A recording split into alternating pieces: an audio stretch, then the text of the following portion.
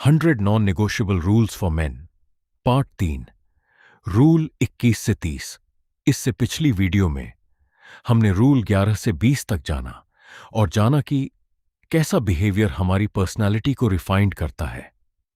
और आज इस वीडियो में दोस्तों हम रूल 21 से 30 तक के रूल्स की इंपॉर्टेंस जानेंगे और साथ ही सुनेंगे कि किस तरह ये रूल्स आपकी पर्सनालिटी बिल्ड कर रहे हैं, किस तरह कुछ छोटी छोटी आदतें आपको बेहतर बना सकती हैं। तो बिना समय गवाए शुरू करते हैं 100 non negotiable rules for main, rule 21 से 30, part 3। Rule 21, wake up early, own your mornings. सुबह जल्दी उठना सिर्फ अलार्म को हरा देना नहीं है, असली पॉइंट है अपने दिन की डायरेक्शन खुद डिसाइड करना। जो इंसान उठते ही नोटिफिकेशंस, मैसेजेस और दूसरों की प्रायोरिटीज में घुस जाता है, उसका दिन अक्सर रिएक्शन मोड में चला जाता है। लेकिन जब आप अपनी मॉर्निंग को इंटेंशनली स्टार्ट करते हो तो पर्सनालिटी में एक चीज डेवलप होती है, सेल्फ कंट्रोल। आपको हर बार मोटिवेशन का वेट नहीं करना पड़ता।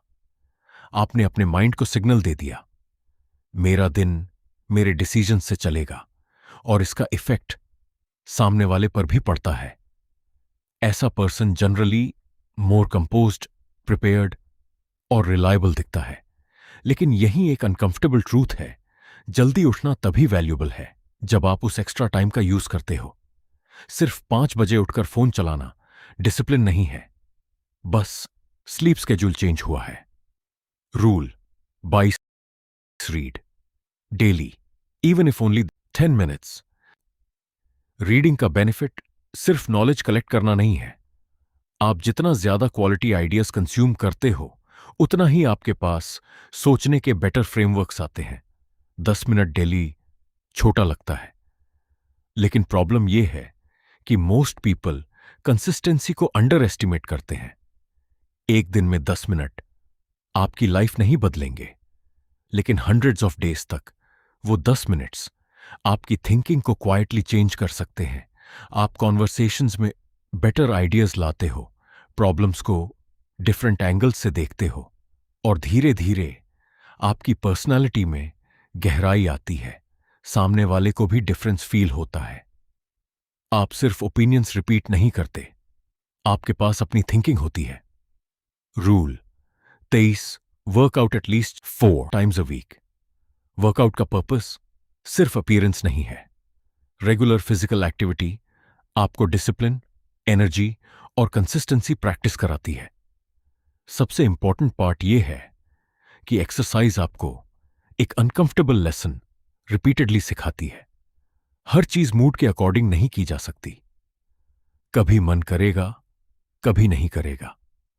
फिर भी रूटीन मेंटेन करना यही डिसिप्लिन है। और यह डिसिप्लिन जिम के बाहर भी ट्रांसफर होता है। पढ़ाई, वर्क, स्किल्स, डेली रिस्पॉन्सिबिलिटीज। सामने वाले को भी एक कंसिस्टेंट पर्सन और एक इनकंसिस्टेंट पर्सन के बीच डिफरेंस जल्दी समझ आ जाता है। लेकिन वर्कआउट का रूल ऑब्सेशन नहीं है। गोल अपने बॉडी को पनिश करना नहीं, अपनी कंसिस्टेंसी को ट्रेन करना है। Rule 24, don't skip leg day. Surface पर यह फिटनेस रूल लगता है, लेकिन इसका डीपर लेसन है। जो अनकंफर्टेबल है उसको अवॉइड करना बंद करो। हम नेचुरली वही काम करना पसंद करते हैं जिसमें हम ऑलरेडी कंफर्टेबल हैं। Easy work, easy conversations, easy responsibilities. लेकिन ग्रोथ अक्सर वहीं होती है जहां रेजिस्टेंस होता है। लेग डे इसलिए इंपॉर्टेंट है क्योंकि वो एक स्मॉल रिमाइंडर है, मैं सिर्फ अपने फेवरेट पार्ट्स पर काम नहीं करूंगा। ये माइंडसेट पर्सनालिटी में कंप्लीटनेस लाता है और सामने वाले को भी ऐसा पर्सन मोर डिसिप्लिन्ड और सीरियस लगता है, क्योंकि वो कन्वीनियंस के अकॉर्डिंग अपने स्टैंडर्ड्स चेंज नहीं करता। Rule 25, master one skill that can't be taken from you.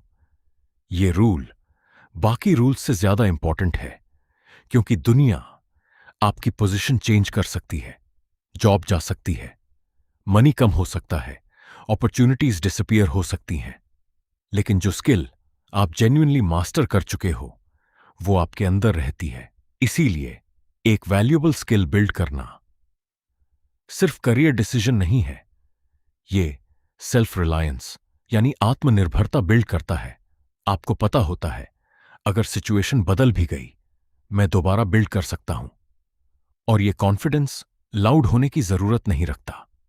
सामने वाले को आपके अंदर मायूसी कम और काबिलियत ज्यादा फील होती है। लेकिन एक ट्रैप है, हर चीज थोड़ी थोड़ी सीखने के चक्कर में किसी एक चीज में जेन्युइनली गुड न बनना। Depth often beats variety. Rule 26 always chase improvement not perfection. Perfection का प्रॉब्लम यह है कि वो प्रोडक्टिव दिखती है लेकिन अक्सर एक्शन डिले करवाती है। अभी परफेक्ट नहीं है, थोड़ा और सीख लेता हूं, थोड़ा और प्रिपेयर कर लेता हूं, और इसी प्रोसेस में वीक्स निकल जाते हैं। इंप्रूवमेंट का माइंडसेट डिफरेंट है। आप कहते हो आज कल से 1% बेटर क्या कर सकता हूं। इससे पर्सनालिटी में फ्लेक्सिबिलिटी आती है। आप क्रिटिसिज्म को अटैक नहीं समझते, आप मिस्टेक्स को आइडेंटिटी नहीं बनाते, और सामने वाले को ऐसा पर्सन मैच्योर लगता है क्योंकि वो प्रूव करने से ज्यादा इंप्रूव करने में इंटरेस्टेड है। Rule 27 learn to cook at least 5 meals well. Cooking का डीपर मीनिंग फूड से ज्यादा इंडिपेंडेंस है। अगर आप बेसिक नीड्स के लिए हर बार किसी और पर डिपेंडेंट हो तो इंडिपेंडेंस इनकम्प्लीट है। कम से कम कुछ मील्स खुद बनाना सीखना आपको एक सिंपल मैसेज देता है, मैं अपनी बेसिक नीड्स हैंडल कर सकता हूं। इससे पर्सनैलिटी में प्रैक्टिकलिटी आती है। आप सिर्फ थियोरेटिकल या डिपेंडेंट पर्सन नहीं लगते, आप केपेबल लगते हो। और एक इंटरेस्टिंग सोशल इफेक्ट भी है। जो पर्सन अपने लिए बेसिक थिंग्स हैंडल कर सकता है उस पर लोग नेचुरली ज्यादा ट्रस्ट करते हैं, क्योंकि कैपेबिलिटी सिर्फ बड़े अचीवमेंट्स में नहीं दिखती, कभी कभी काबिलियत डिनर टेबल पर भी दिख जाती है। Rule 28 don't go to bed angry. इस रूल को ब्लाइंडली फॉलो करने का मतलब यह नहीं है कि हर आर्ग्यूमेंट को सोने से पहले सॉल्व करना ही है। कभी कभी स्पेस लेना हेल्थियर होता है। रियल लेसन है, अपने इमोशंस को अनरिजॉल्व्ड रिजेंटमेंट में कन्वर्ट मत होने दो। गुस्सा मोमेंटरी हो सकता है, लेकिन अगर उसको रिपीटेडली कैरी किया जाए तो वो रिलेशनशिप और जजमेंट दोनों अफेक्ट कर सकता है। इमोशनली मैच्योर पर्सन हर फीलिंग को सप्रेस नहीं करता, वो पॉज करता है, समझता है और फिर रिस्पॉन्ड करता है। सामने वाले को भी डिफरेंस फील होता है। एक इंपल्सिव पर्सन के साथ कॉन्फ्लिक्ट अनप्रेडिक्टेबल होता है, एक इमोशनली कंट्रोल्ड पर्सन के साथ कॉन्फ्लिक्ट अनकंफर्टेबल हो सकता है, लेकिन अनसेफ या काओटिक नहीं। Rule 29 spend more time building than complaining. Complaining easy है, प्रॉब्लम आइडेंटिफाई करना ईजी है, दूसरों को ब्लेम करना भी ईजी है। बिल्डिंग डिफिकल्ट है क्योंकि बिल्डिंग में एफर्ट लगता है, पेशेंस लगता है और रिजल्ट इमीडिएटली नहीं मिलता। आपके पास दो ऑप्शंस होते हैं, ये सिस्टम खराब है, अपॉर्चुनिटी नहीं मिल रही, लोग सपोर्ट नहीं करते, या ठीक है अब मेरे कंट्रोल में क्या है। ये क्वेश्चन पर्सनालिटी को कंप्लीटली शिफ्ट कर देता है। आप विक्टिम माइंडसेट से बिल्डर माइंडसेट की तरफ मूव करते हो और सामने वाले को भी डिफरेंस क्लियरली दिखता है। कंप्लेनर प्रॉब्लम्स डिस्कस करता है, बिल्डर सॉल्यूशंस क्रिएट करता है, और लॉन्ग टर्म में लोग यूजुअली उन्हीं लोगों को सीरियस लेते हैं जो सिर्फ प्रॉब्लम्स पॉइंट आउट नहीं करते, कुछ बिल्ड भी करते हैं।